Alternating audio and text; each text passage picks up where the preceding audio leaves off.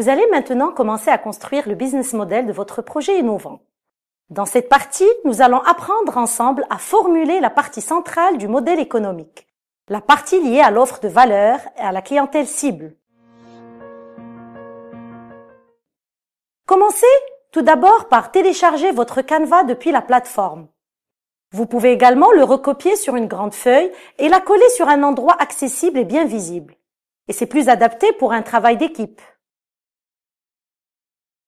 Je vous invite maintenant à le remplir au fur et à mesure que nous développons chaque bloc du Canva.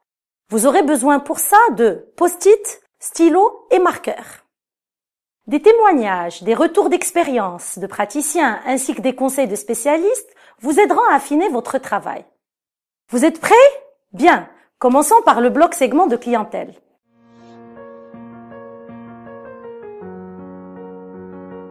Les clients sont au centre de tout business model.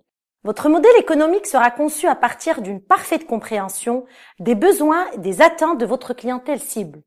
De façon concrète, ce bloc précise les groupes de personnes ou d'acteurs que cible votre entreprise. Ne confondez pas clients et utilisateurs.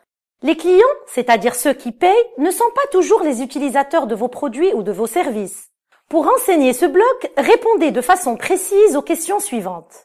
À quelle clientèle cible s'adresse votre offre de produits et services? Qui sont vos clients les plus importants? Et quels sont les différents segments de votre clientèle cible? Définir la clientèle conduit souvent en effet à distinguer plusieurs types de clients qu'on désigne par segment de clientèle.